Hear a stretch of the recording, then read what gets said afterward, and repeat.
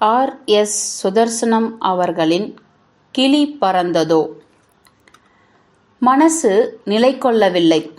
ஊரை விட்டு சுற்றம் உற்றம் துறந்து பேச்சு பழக்கம் விலகி முற்றிலும் வேறான இடத்திற்கு போய் இருந்துவிட்டு வரவேண்டும். அது அந்நியமானாலும் அந்யோன்யம் காட்டும் இடமாக, சொந்தம் பந்தம் போல் இருக்கும் சூழலாக, துண்டிக்க முடியாத தொடர்பு கொண்டுள்ள மக்கள் கொண்டதாக இருக்க வேண்டும் என்று யோசித்தேன். தென்மதுரை சிந்தையில் தோன்றியது. அந்த பெயரே பிடிக்கும்.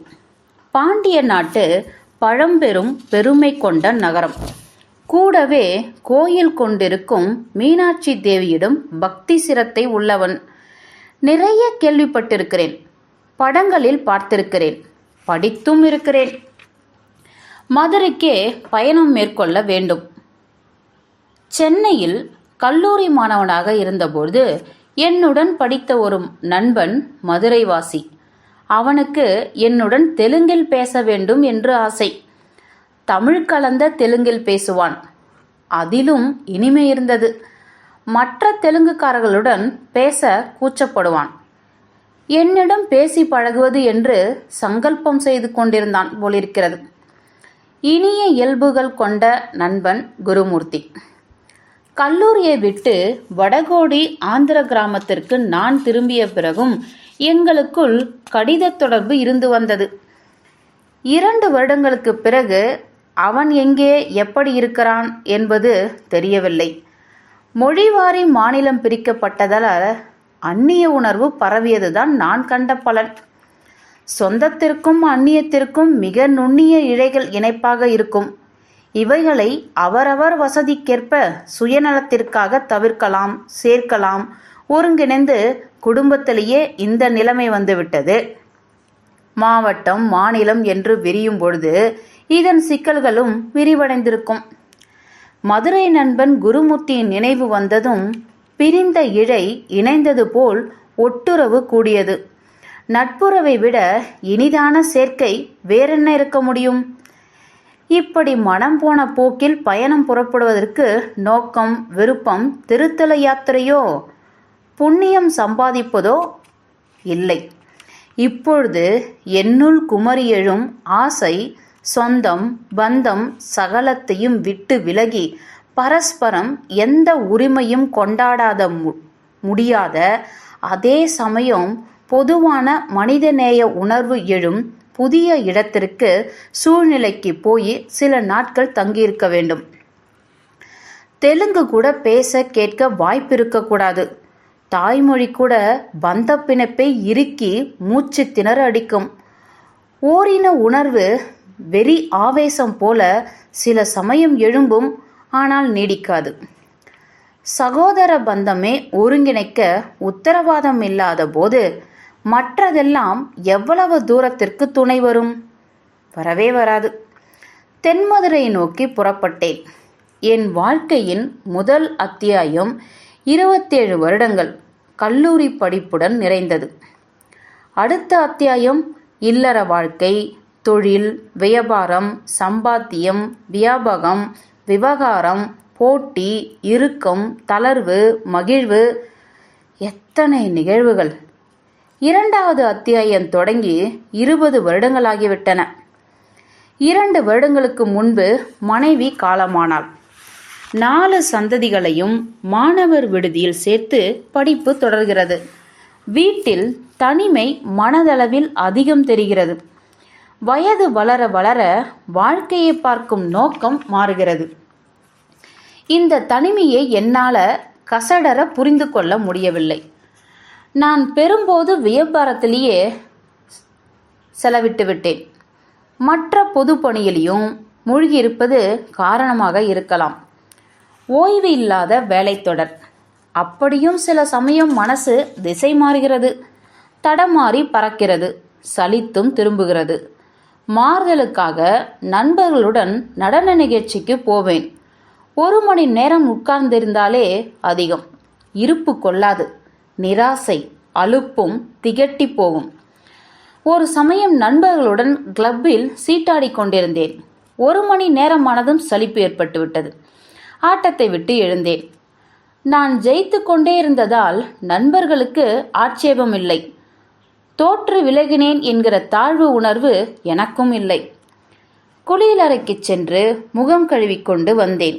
ஜன்னல் எதிரே நாற்காலியில் அமர்ந்து வானத்தையும் வீதியையும் பார்த்து கொண்டிருந்தேன். மனசுக்கும் இதம்.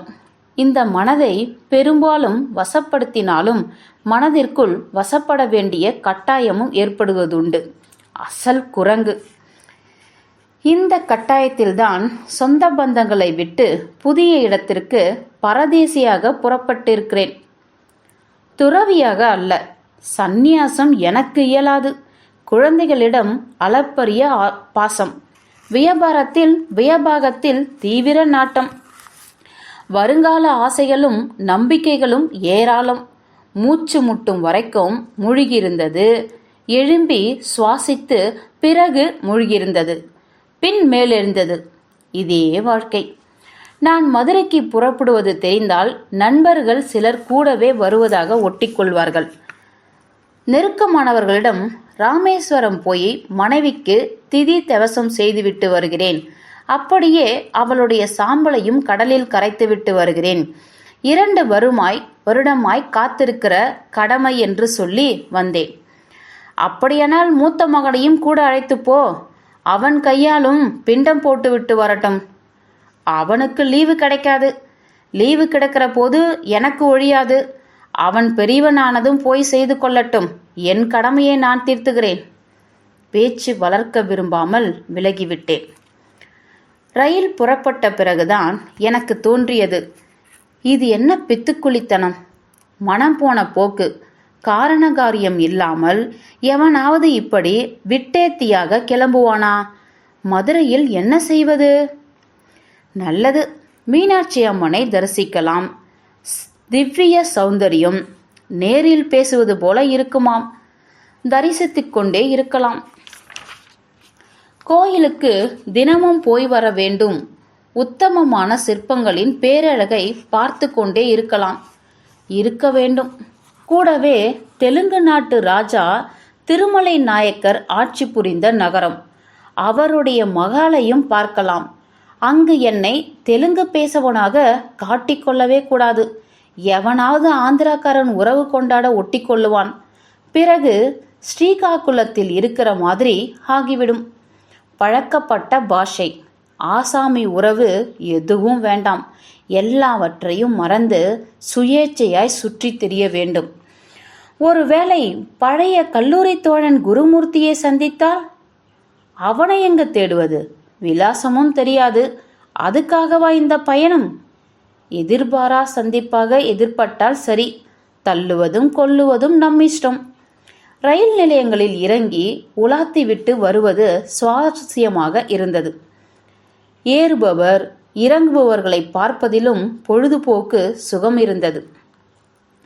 உறவு பந்தம் எப்படி மாயை போல் விலகுகிறது என்பது இதில் கண்கூடு. நிஜ நடப்பு வாழ்க்கைக்கு இது சிறு சாட்சியம். பெட்டியில் சக பயணிகளை ஒதுங்கியிருந்ததே கவனித்து வந்தேன். ஒவ்வொருவரும் சொந்த காரணத்திற்காகத்தான் உறவாடுகிறார்கள், பழகுகிறார்கள். வம்பளக்க கூட சுயலாபம். ஒவ்வொருவரையும் உள்ளாழ்ந்தவாறு கவனிக்கும் போது பல குணாதிசயங்கள் புலப்படுகின்றன. மனிதனை ஒரு இயந்திரமாக, ஒரு பயணியாக கருதி ஆராய்ந்தால் பல நிஜங்கள் உள்ள பாங்குகள் புலப்படும். கடல் போல, வானம் போல. என் எதிரில் கணவன் மனைவி, 6 வயது பெண்.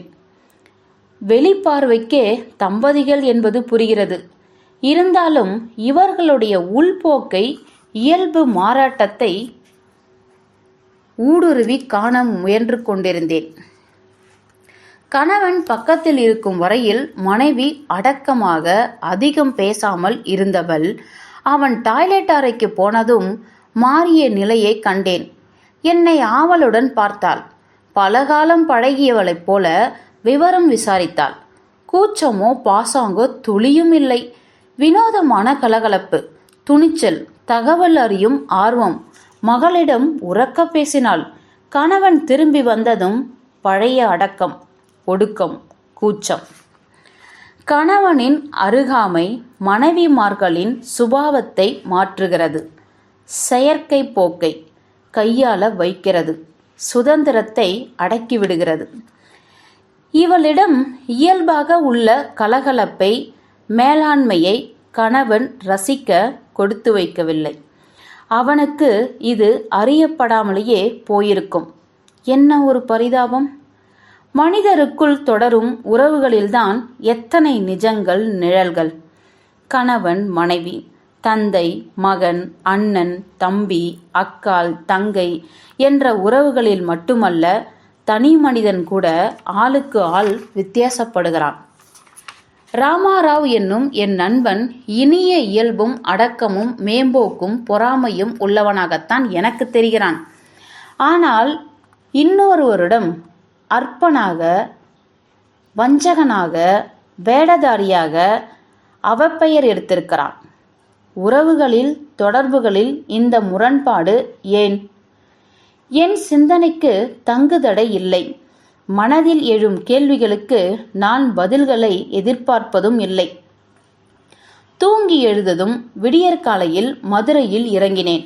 லாட்ஜிகளின் பெயர்களை சொல்லி அழைத்து செல்ல ஏஜென்ட்டுகள் மொய்த்து கொண்டார்கள். ராயலு லாட்ஜ் பெயரை கேட்டதும் பிடிமானம். விஜயநகர சாம்ராஜ்ய சக்கரவர்த்தி கிருஷ்ணதேவராயரின் பெயரில் ஒரு லாட்ஜ். அவருடைய வைசியராக இங்கு ராஜ்ய பரிபாலனம் செய்து புகழ்பெற்றவர் திருமலை நாயக்கர்.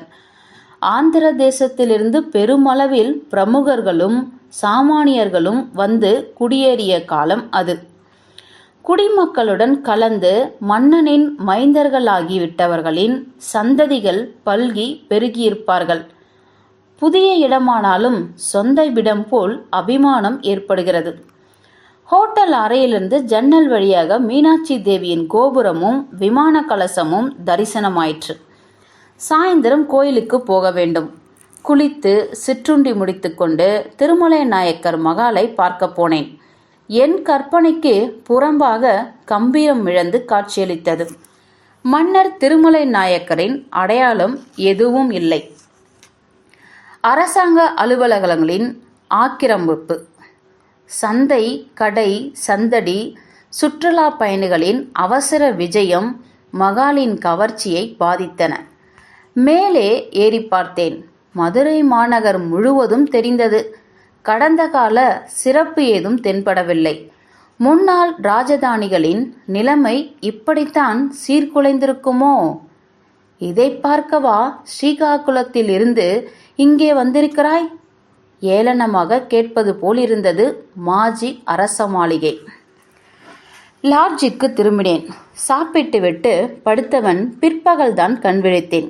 குளித்துவிட்டு உடை மாற்றிக்கொண்டு மீனாட்சி அம்மன் கோயிலுக்கு வந்து சேர்ந்தேன்.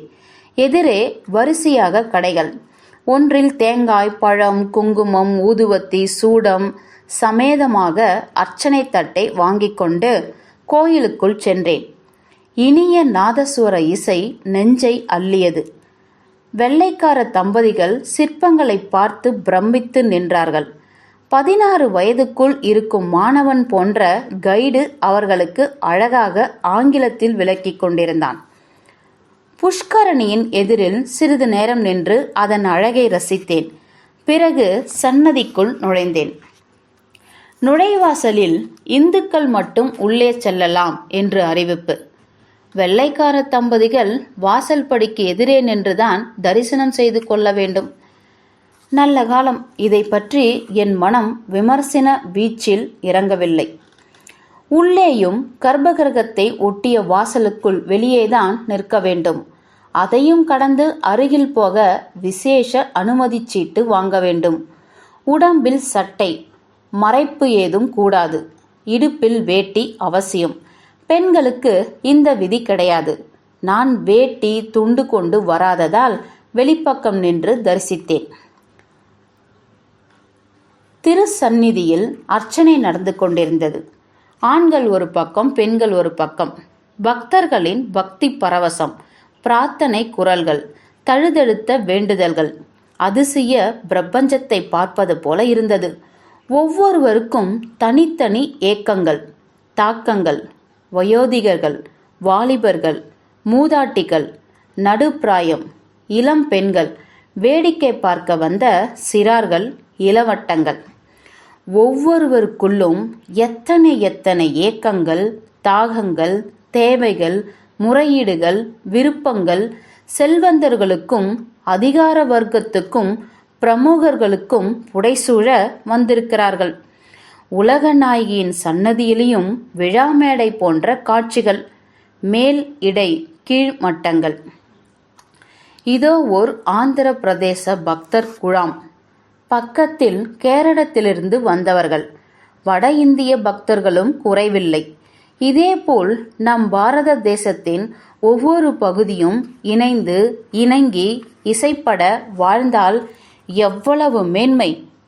ஒரு கவி பாடினானே, அலைகளைப் போல் மோதிக்கொள்ளுங்கள், ஆனால் ஒருங்கிணைந்து ஒன்றி வாழுங்கள். பூஜை பூர்த்தியாக்கி மங்கள ஆரத்தி தரிசனம் பக்தர்களை ஈர்த்தது. பல குரல்கள், ஸ்வர பேதங்களில் தேவியின் திருநாமங்களை ஒலித்துக் கொண்டிருந்தன. நான் சற்று தொலைவில் நின்று தரிசித்தேன். மீனாட்சி தேவியின் திருமுகம் தெளிவாக தரிசனமாகவில்லை. எனினும் என்னுள் தெய்வீக சூழ்நிலை பரவுவதை உணர்கிறேன். நேரம் நகராது நிலைத்த மாதிரி இருந்தது. ஏதோ ஒரு அதிசயமான கடலில் கரையே தெரியாத நடுப்பகுதியில் முங்கி எழுந்து திளைத்து ஆனந்திப்பது போல் உணர்கிறேன். முக்கால நினைகளும் இந்த சந்நிதிக்கு எதிர் ஒருமித்து இருப்பது போல் நிஜமாகவே தெரிகிறது. என் மனம் புதிய சிந்தனை உலகில் சஞ்சாரமோ சஞ்சலமோ இல்லாமல் காற்றில் படாத தீப சுடர் போல் நிலைத்து இருந்தது. தீப ஆராத்தியில் தேவியின் திருமுகம் தெளிவாக தரிசனமாயிற்று. பக்தர்களின் மறைப்போ குரல்களோ தடையாக இருக்கவில்லை. இன்னும் அருகில் சென்று ஏகாந்தமாக தரிசிக்க ஆவல் எழுந்ததும் சூழ்நிலை பாதித்தது.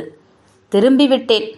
வெளிமண்டபத்தில் மீனாட்சி தேவி சந்நிதிக்கு எதிரே நின்று தன்மயத்துடன் ஒரு பக்தை இனிதாக இசைப்பது கேட்டது. விஷ்ணு பிரம்ம சுரேந்திர தேவீத பதாம் தத்வ சொரூபம் சிவாம் மீனாட்சி பிரணதோஸ்மி சந்தத மகாம் காருண்ய வராம் நிதிம். திரும்பி வந்தேன். அவளும் திரும்பினாள்.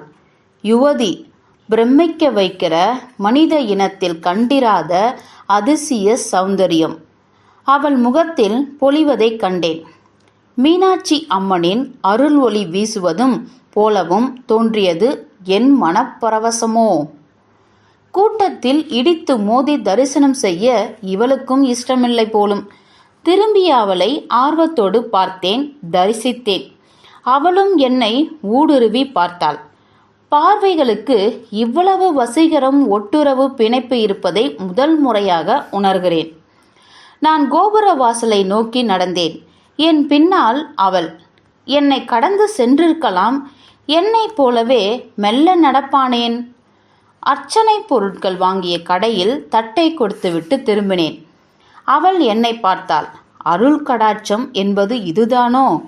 அதில் நேசம், பாசம், பரிவு, சிநேகம், கனிவு எல்லாம் தெரிந்தன. புன்சிரிப்பும் புலப்பட்டது. என்னுடன் பேச ஆசைப்படுவதாகவும் தோன்றியது. ஏதோ பூர்வ ஜென்ம பந்தம் ஈர்ப்பது போலவும் இருந்தது. தட்டை கொடுத்துவிட்டு காலணிகளை கீழே தேடினேன். கும்பலில் கிளறி தேடி எடுக்க 2 நிமிடம். அணிந்து கொண்டு சந்துக்கு வந்தேன். அவளை காணவில்லை. நேர் சந்து, முக்கம் வரைக்கும் தெளிவாக தெரிந்தது. இதற்குள் முக்கம் வரை சென்றிருக்க முடியாது. காணவில்லையே. எங்கே, எப்படி போயிருப்பாள்? தேடினேன், தென்படவில்லை. அவளுடைய அந்த பார்வை என்னை ஆட்கொண்டிருந்தது. வீணுக்கு செருப்பை தேடி அபூர்வ வாய்ப்பை இழந்திருக்கிறேன். வெறும் காலோடும் சந்து முக்கம் வரையில் உடன் சென்று அறிமுகம் செய்து கொண்டிருக்கலாமே. இனி இவளை தரிசிக்கப் பெறுவேனா? இரவு வெகு நேரம் வரையில் உறக்கம் வரவில்லை. முன்பின் தெரியாத ஒரு மங்கை மீது இப்படி ஒரு மயல், மோகம், மயக்கம் கதை கவிதைகளில்தான் ஏற்படுவதுண்டு. நிஜ வாழ்க்கையில் பெண்மை கவர்ச்சியில் சுவாரஸ்யம் கொள்ளாத எனக்கு ஏற்பட்டிருப்பது அதிசய விந்தை. மறுமணம் செய்து கொள்ளும் வயதே எனக்கில்லை. ஆர்வமில்லாமல் இருந்தேன். எத்தனையோ அழகி பேரழகி பெண்களை சந்தித்திருக்கிறேன், நெருங்கி பழகியிருக்கிறேன். அப்போதெல்லாம் அவர்களுடைய பூர்வதரங்கள் குறித்து விரசமான விபரீதமான யூகங்கள் ஐயங்கள் எழும். இந்த அம்மன் சந்நிதி பேரிளம் பெண்ணிடம் அப்படி எந்த இசைக்கேடான ஊகமும் ஏற்படவில்லை.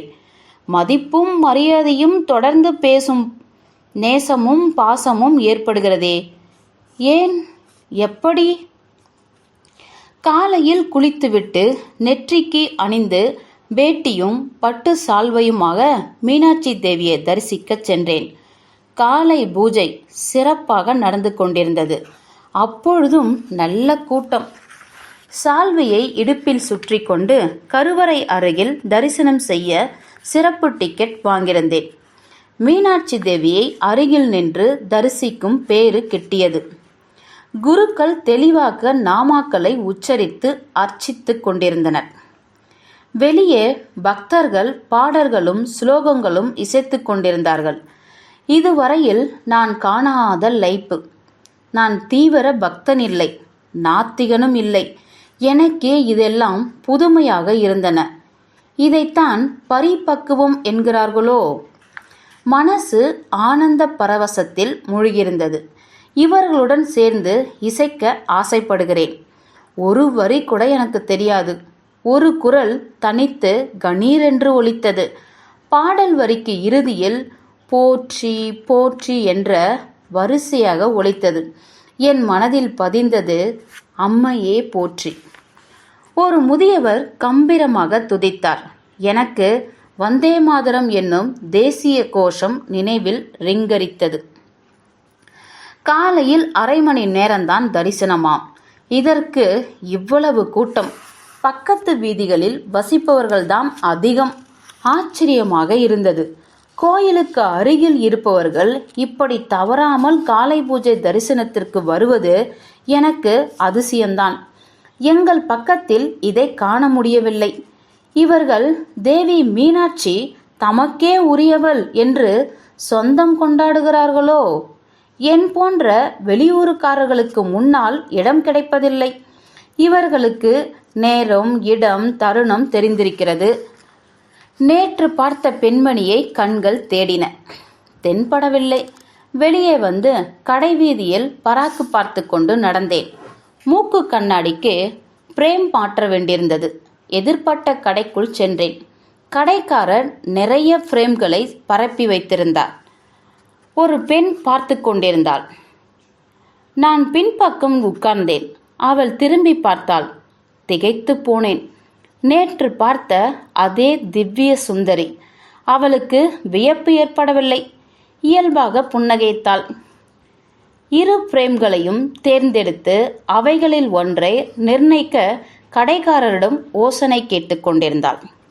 கடைக்காரர் இரண்டையும் எடுத்துக்கொள்ள சிபாரிசு செய்தார். நான் குறுக்கிட்டு எனக்கு பிடித்த ஒரு பிரேமை பரிந்துரைத்தேன். நன்றியுடன் ஏற்றுக்கொண்டாள். அறிமுகம் பரிவர்த்தனையில் தெரிந்து கொண்ட தகவல், ஆங்கிலத்தில் அழகாக பேசுகிறாள். பட்ட மேற்படிப்பு முடித்தவள்.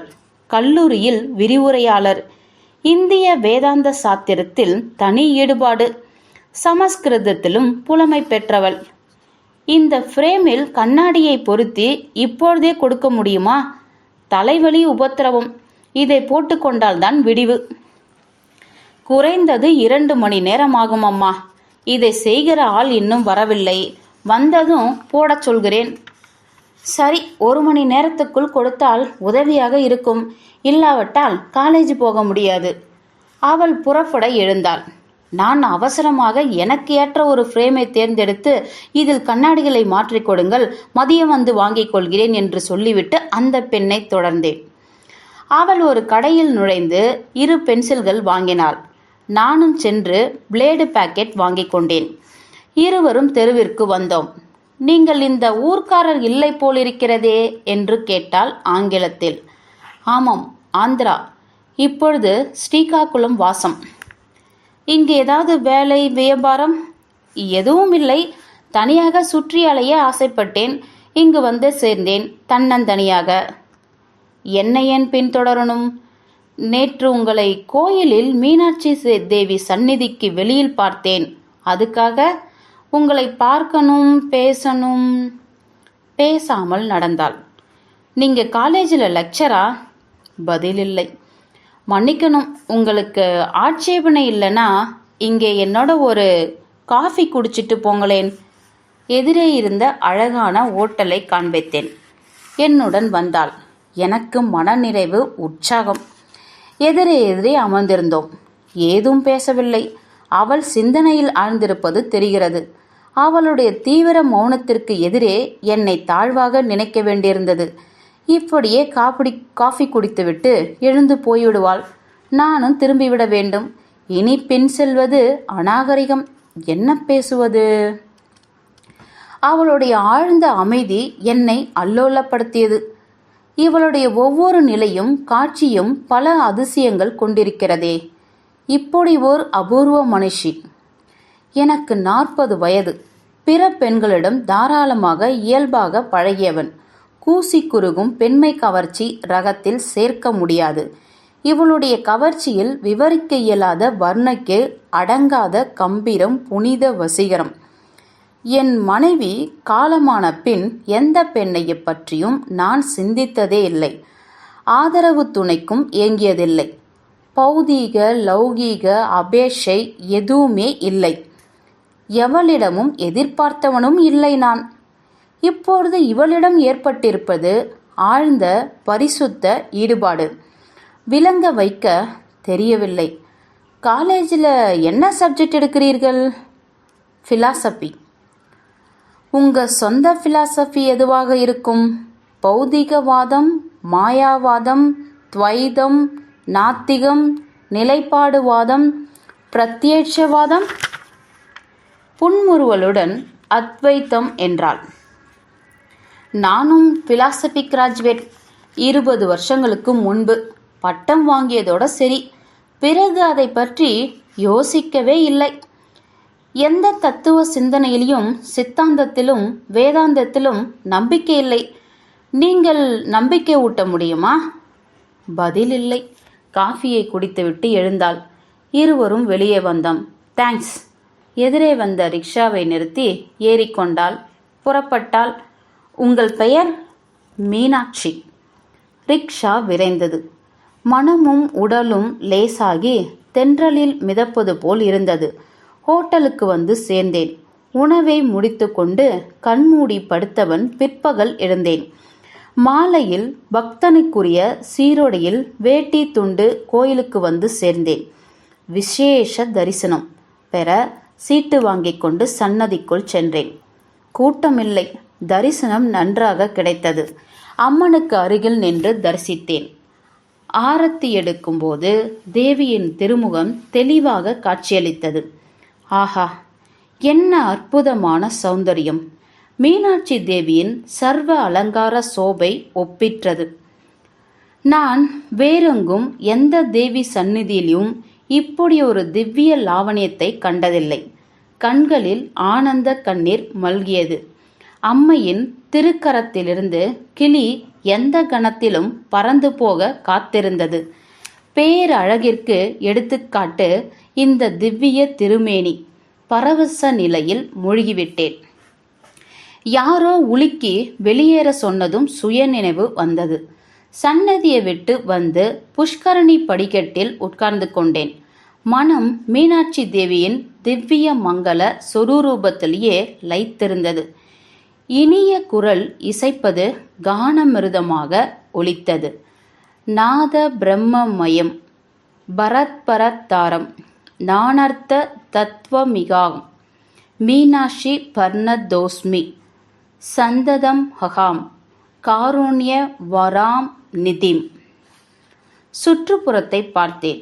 புஷ்கரணி படித்துறையில் சன்னதிக்கு போகும் வழியில் அமர்ந்து ஒரு மங்கை பாடிக்கொண்டிருந்தாள். கேட்ட குரல். அருகில் சென்றேன். மீனாட்சியே. கண்ணாடி அணிந்திருந்தாள். நீர்நிலையை பார்த்து கொண்டிருந்தவள் என்னை கவனிக்கவில்லை. இசை நிறையும் வரையில் பின்பக்கம் நின்று கொண்டிருந்தேன். ஆஹா, தேவி கானம், தேவி தரிசனம். என்னை பார்த்து முறுவலித்தாள். நான் அருகில் உட்கார்ந்தேன். அவள் முகத்தில் சினுக்கம் இல்லை. மகிழ்ந்தேன். கோவில் எப்படி? ஆங்கிலத்தில் உரையாடல் தொடங்கியது. அதி அற்புதம். இந்த புஷ்கரணி அழகாய் துப்புரவாய் இருக்கிறது. ஆலயத்திற்கு புஷ்கரணி உயிர் நாடி, மனிதருக்கு இதயத்தைப் போல. நீங்கள் புத்தியை விட இதயத்திற்கு, கருத்தை விட உணர்வுக்கும் அதிக மதிப்பு அளிக்கிறீர்களோ? ஆமாம், இல்லாவிட்டால் இங்க வருவேனா? எவ்வளவு சிந்தனை தெளிவு, அழகும் குணமும் கல்வியும் நாணப்புலமையும் அடக்கமும் நிரம்பிய பெண்மணியை காண்பது அரிது அரிது. அத்வைத தரிசனத்தில் உணர்ச்சியை விட கருத்துக்கு முக்கியத்துவம் அதிகம். பக்தியை விட நாணத்திற்கு ஏற்றம். அப்படித்தானே? நான் உரையாடலை வளர்க்க முனைந்தேன். இல்லை.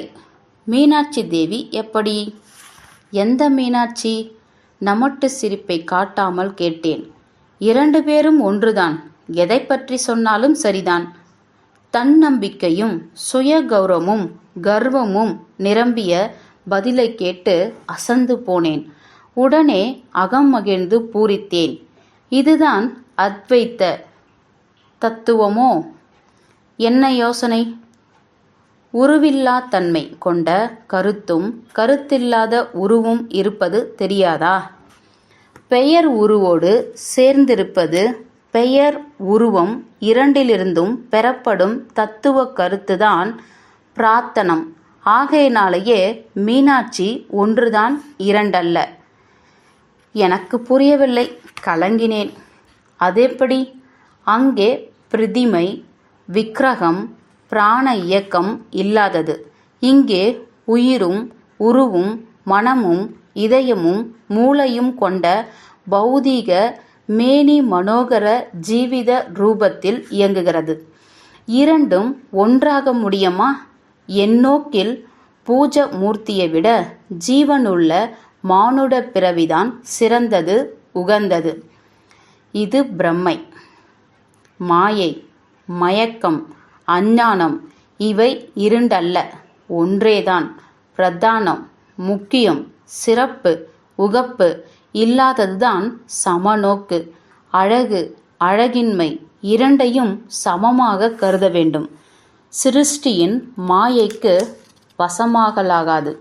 அனுபூதி சமநிலையை மீறக்கூடாது. ஒருமை உணர்வுதான் சமத்துவ அனுபூதி.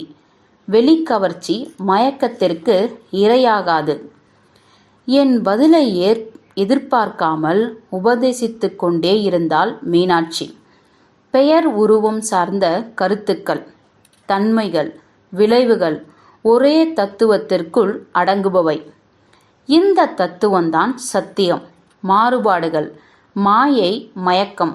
படைப்பை மாயை என்று குறிப்பிடுவதால் படைப்பே இல்லை என்பதல்ல பொருள். படைப்புதான் இயற்கை. இது ஆதி அந்தம் இல்லாதது. ஒவ்வொரு பிராணிக்கும் தோற்றம் மறைவு உண்டு. ஆனால் எல்லா படைப்புகளுக்கும் ஒரு முறைதான் பிறப்பு இறப்பு என்பதல்ல. சிருஷ்டியின் அடையாளமே மாறுதல்தான். இந்த மாறுதலை பொருட்படுத்தாமல் அல்லது புறக்கணித்துவிட்டு மூலத்தன்மையின் அனுபூதி மூலம் பேதமற்ற ஒருமைத்தன்மையை, அதாவது அத்வைத தத்துவம் உணர அத்வைத வேதாந்தம் உதவுகிறது. இந்த பௌதீக உலகை மாயை, பொய் என்று உபதேசித்து வேறொரு உலகை தேட சொல்லவில்லை. நம் அத்வைத்தம் மாறுதல், பேதம், மித்தியை, அதாவது மாயை, பொய், ஒருமைதான் சத்தியம், நியாயம், உண்மை. இப்போதைக்கு இவ்வளவு போதும். ஆஹா, எவ்வளவு தெளிவாக விளக்குகிறாள்! நான் இவள் பேச்சில், கருத்தில், கண்களில், பொலிவில், முகபாவங்களில் ஆழ்ந்து கரைந்தேன். மீனாட்சி, வைராகியம் என்பது வாழ்க்கை அனுபவத்திலிருந்து விலகுவது மட்டுமா? இல்லை, எதற்கும் முக்கியத்துவம் தனிப்பற்றுதல் தராமல் இருப்பதுதான் வைராகியம். இதுதான் சமநோக்கு. நான் கொண்டிருப்பதும் சம சிருஷ்டிதானே. கோயில் கொண்டிருக்கும் தெய்வீக விக்கிரகத்துக்கும் நடமாடும் பௌதிக தேகத்திற்கும் ஒருமை உணர்வை பெற முயற்சிக்கிறேனே, இதுவும் அத்வைத நோக்கம்தானே. இது இயல்பாக ஏற்பட பரிபக்குவம் ஏற்பட வேண்டும். முன்பு ஜீவித ரூபத்தையும் சிலை மூர்த்தியையும் ஒன்றாக பாவித்தார்கள். இன்றைய இயந்திர யுகத்தில் இயந்திரம் மனித உருவத்திற்கு பிரதிரூபமாகிறது.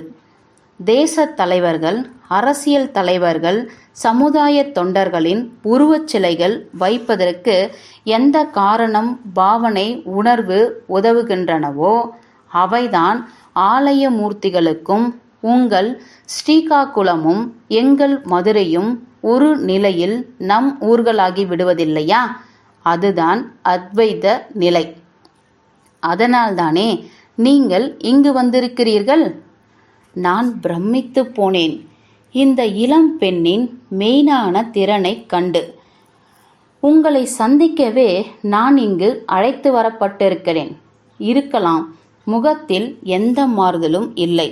அம்மணி, அம்மன் சந்நிதியில் நேற்று யாரோ போற்றி போற்றி என்று பாடினார்கள். மிக இனிமையான வரிகள். உங்களுக்கு தெரிந்திருக்குமே, ஒரு முறை பாடுங்களேன். மீனாட்சி மெல்லென இனிதாக இசைத்தாள். கரும்புருவ சிலை போற்றி, கௌனியர்க்கு பால் சுரந்த கலசம் போற்றி, இரும்பு மணம் குழை தென்னை எடுத்தாண்ட அங்கையர்கண் எம் பிராட்டி அரும்மிள நகை போற்றி, ஆரண நுபுரஞ்சிலம்பும் அடிகள் போற்றி, அம்மையே உன் அடிகள் போற்றி. சொக்கிப் போனேன். பாராட்டு. நல்ல சொற்களை தேடிக்கொண்டிருக்கையில் வயதான சுமங்கலி அம்மாள், 60 வயது இருக்கும், எங்களை நோக்கி வந்து கொண்டிருந்தாள். மீனாட்சி எழுந்து எதிர்கொண்டாள். என்னிடம் ஏதும் சொல்லாமலேயே முதிய அம்மணியுடன் சேர்ந்து கோபுர வாசல் நோக்கி நடந்தாள். ஒரு கணம் திகைத்து போனேன் நான். உடனே அவர்களை கடந்து வேகமாக வெளியேறி கடைவாசல் விட்டு வந்த காலணிகளை அணிந்து கொண்டு வீதியில் அவர்களுக்காக காத்து நின்றேன். என் சிரத்தை, ஈடுபாட்டை புரிந்து கொண்டவளாக மீனாட்சி என்னை பார்த்து அறிமுகமாக பொன்முறுவல் புரிந்ததும், சரி, எங்களுடன் வாருங்கள் என்று அழைப்பதாக உணர்ந்தேன். பின் சென்றேன். பல சந்துகளை கடந்து ஒரு பழைய வீட்டுக்கு எதிரில் நின்றார்கள். மூங்கில் தட்டி கதவை திறந்து உள்ளே போனதும் மற்றொரு கதவு, அதை திறந்ததும் பெரிய கூடம். தொடக்கத்தில் மாடிப்படி. கிழவி கூடத்தை கடந்து எதிர்ப்பக்கம் சென்றாள். நான் மீனாட்சியுடன் மாடிக்கு சென்றேன். அங்கேயும் பூட்டிய கதவு. திறந்து கொண்டு உள்ளே போனதும் கூடம், அறைகள் எல்லாவற்றிலும் பூட்டுகள். ஒவ்வொன்றாக திறந்துவிட்டாள். அந்த அம்மாள் உங்கள் தாயாரா? நான் பேச்சு கொடுத்தேன். பதிலில்லை. பக்கத்து அறையில் நிறைய புத்தகங்கள், பத்திரிகைகள், நாற்காலி, மேஜை, பெஞ்சு. நான் உட்கார்ந்தேன். மீனாட்சி வேறொரு அறைக்குள்ளிருந்து வந்தாள். நான் அதே கேள்வியை மறுபடியும் கேட்டேன். பெயர் ஞானாம்பா, வீட்டுக்காரி. நான் வாடகைக்கு இருக்கிறேன். எனக்கு இவர் மாமியார் மாதிரி. பலத்த பாதுகாப்பு. கிளியை கூண்டுக்குள் அடைத்த வைத்த மாதிரி எத்தனை பூட்டுகள். சரீரத்தில் ஆத்மா இருப்பது போல முக்கியமாக 3 பூட்டுகள் ஆத்மாவிற்கு. இங்கும் அப்படித்தான். 2ஐ ஞானாம்பாள் திறந்தார். நான் 1ஐ திறந்தேன். ஆத்மாவிற்கு சரீரத்தில் திருட்சியம், திருஷ்டி, திராஷ்டா என்று 3 பூட்டுகள் இருக்கின்றனவே. இங்கும் வேதாந்தமா? எனக்கு இவளை பற்றி நிறைய தெரிந்து கொள்ள வேண்டும். பந்தபாசம் வளர வேண்டும். வேறே யாரும் இங்கே இல்லையா? நாம் எல்லோருமே தனிநபர்தான். துணை உறவு என்று இருப்பதாக கருதுவது பிரமை. ஞானாம்பாளிடம் என்னை பற்றி என்ன சொல்லப் போகிறீர்கள்? ஆந்திர பிரதேசத்திலிருந்து வந்திருக்கிற வேதாந்தம் படித்த வியாபாரி எனக்காக வந்திருக்கிறார். அப்படியா? நான் வியாபாரி என்பது உங்களுக்கு எப்படி தெரியும்? உங்களை பார்த்தாலேயே தெரியவில்லையா? சிரித்துக்கொண்டே சொல்லிவிட்டு உள்ளே சென்றாள். காஃபியுடன் வந்தாள். வெண்ணிற ஆடை, தலையில் மல்லிகை சரங்கள், முகத்தில் மிளிர்ந்த பொலிவு பாசம் பொங்க சோபித்தது. மேசையில் இருந்த ரமண மகரிஷியின் கருணையும் தெரிந்தது அவள் கண்கள். காஃபி மிக ருசியாக இருந்தது. நீங்கள் மதுரைக்கு வந்ததின் லட்சியம் நிறைவேறியதா? சாந்தி கிட்டியதா? சொல்லத் தெரியவில்லை. உங்கள் மனைவி காலமாகி 2 வருடங்களாகின்றன. பிராணி மரிக்கலாம், அதன் சிந்தையில் அழியாமல் இருக்கும். எனக்கு ஏதும் தெரியவில்லை. அவள் நினைவு என்னை வருத்தவும் இல்லை, மகிழ்விக்கவும் இல்லை. ஆனால் உங்களை பார்த்த பிறகு சௌந்தரியத்தின் மகதான பெருமையை உணரத் தொடங்கியிருக்கிறேன். இந்த அற்புத ஆனந்த அனுபவம் இதுவரை எனக்கு ஏற்பட்டதே இல்லை. உங்களுடைய ஞானம் செறிந்த பேரழகும் மீனாட்சி சன்னதியில் அதிகம் சோபிக்கிறது. சௌந்தரியம் என்றால் மிக உத்தமமான ஆசைக்கு ஆதாரம். ஆசையின் இறுதி எல்லை நான் தான். நீங்கள் திராஷ்டா, அதாவது காண்பவர். உங்களை காணவே இங்கு வந்திருக்கிறீர்கள். இல்லை இல்லை, மீனாட்சியை காண வந்திருக்கிறேன். மீனாட்சி தான் என்னை இங்கு ஈர்த்திருக்கிறாள். நானே மீனாட்சியாகிவிட்ட மாதிரி இருக்கிறது. நிஜமாகவா? இதுதான் அந்திம சத்தியமா? அப்படித்தான் தெரிகிறது. நான் தேவி அம்மை எல்லாம் ஒன்றாகிவிட்ட மாதிரி, நான் உங்களில், நீங்கள் என்னுள் கலந்துவிட்ட மாதிரி. சரி, வாருங்கள். அந்த திவ்ய சங்கமத்தை விவரிக்க சொற்கள் கிடையாது. ஆனந்தம், பரமானந்தம், பிரேமானந்தம், நான் எனது எல்லாம் கரைந்த மகா சங்கமம். கதவை தட்டும் சப்தம் கேட்டு எழுந்தேன். ஹோட்டல் அறையில் கட்டிலில் படுத்திருக்கிறேன். இங்கு எப்படி வந்தேன்? கதவை திறந்தேன். ஹோட்டல் பையன். சாப்பாடு கொண்டு வரவா? இரவு மணி 9. ஒன்றும் வேண்டாம், நீ போ. மறுபடியும் படுத்தவன் காலை 7 மணிக்கு எழுந்தேன். பசி இல்லை, பரம திருப்தி நிறைந்திருந்தது. புதிய அனுபூதியில் உள்ளம் திளைத்தது. எத்தகைய புறபாதிப்பும் இல்லை. பரிசுத்தம். இயந்திரம் போல எழுந்து குளித்துவிட்டு டிஃபனை முடித்துக்கொண்டு மறுபடியும் படுத்து பழைய நினைவுகளில் ஆழ்ந்து போனேன். சாயந்தரம் கோயிலுக்கு போய் மீனாட்சி தேவியை தரிசனம் செய்தேன். நாணப்பெண் மீனாட்சியின் முகம் மாறி மாறி தோன்றியது. வெளியே வந்து பக்தர் வரிசைகளிலும் வெளி மண்டபத்திலும் புஷ்கரணியிலும் தேடினேன், காணவில்லை. மீனாட்சியின் வீட்டிற்கு போனேன். மூங்கில் தட்டி கதவு திறந்திருந்தது. படிகள் ஏறி மாடிக்கூடத்திற்கு போனேன். பூட்டியிருந்தது. காலேஜிலிருந்து வரவில்லையோ? வந்து வேறெங்காவது போயிருப்பாளோ? கீழே இறங்கி வந்தேன். கூடத்தை கடந்து ஒரு அறைக்கு எதிரில் நின்றேன். சிறுவன் உள்ளே இருந்து வந்து விசாரித்தான். நானாம்பா அம்மாள் இருக்காங்களா? முதியவள் வந்தாள். என்னை அறிந்ததாக தெரியவில்லை. யார் நீங்க? என்ன வேணும்? மீனாட்சி அம்மா இருக்காங்களா? மீனாட்சியா? போய் சேர்ந்துட்டாள். தழுதழுத்த குரலில் விசனம் பொங்க சொன்னாள். எனக்கு எதுவும் விளங்கவில்லை. சிறுவன் ஆங்கிலத்தில் சொன்னான். நேத்து ராத்திரி 9 மணி இருக்கும். ஸ்டவ் பற்ற வைக்கும்போது வெடித்து தீப்பற்றி கொண்டது. ஆஸ்பத்திரிக்கு கொண்டு போனோம். நடுநிசியில் உயிர் பிரிஞ்சிடுச்சு. என் நிலையை என்னவென்று சொல்வது? எல்லாமே மாயையோ பொய்யோ? காலையில் கிராமத்திலிருந்து அவங்க அம்மாவும் அண்ணனும் வந்து சடலத்தை எடுத்துக்கிட்டு போயிட்டாங்க. பையன் செய்தி சொன்னான். கிழவி நாணாம்பாள் எனக்கு தமிழ் தெரியாது என்பதை புரிந்து கொண்டாள். அவள் கேட்டதை பையன் ஆங்கிலத்தில் தெரிவித்தான். உங்களுக்கு அவளை எப்படி தெரியும்? கோயிலிலே நேற்று சாயந்தரம் சந்தித்தோமே, நீங்க கவனிக்கலையா? இல்லையே, உங்களை பார்க்கலையே. நாங்கள் 2 பேரும் இதே நேரத்தில் தான் கோயிலிருந்து வீட்டுக்கு திரும்பி வந்தோம். மீனாட்சி உங்களுக்கு என்ன வேணும்? நான் ஆந்திரா பக்கம். என் மகளுக்கு அவங்க ஆசிரியை. நானும் அவங்க கிட்ட கருத்து பரிமாறிக்கிறது உண்டு. சரி, அவங்களுக்காக குழந்தைகள் இல்லையா? அவள் புருஷன் அமெரிக்காவில் இருக்கிறாரு. 4 வருஷமாக குழந்தை இல்லை. புருஷன் இவளை அமெரிக்காவுக்கு கூப்பிட்டு கொண்டிருந்தாரு. இவள்தான் போக பிரியப்படல. இதற்கு மேல விசாரிப்பது அநாகரிகம் என்று எண்ணி வெளியேறினேன். 3 நாட்கள் மதுரையில் தங்கி ஒவ்வொரு கல்லூரியாக விசாரித்தேன். பல்கலைக்கழகத்து பிலாசபி டிபார்ட்மெண்ட்டில் கிடைத்த ஒரு குரூப் போட்டோவிலிருந்து மீனாட்சியின் போட்டோவை மட்டும் பெரிய அளவில் பிரதி எடுத்துக்கொண்டேன். ஆனால் நான் பார்த்த மீனாட்சியின் திவ்ய சௌந்தரிய போட்டோவில் சிறிதும் காண கிடைக்கவில்லை. சோபிதமில்லா நிழல்.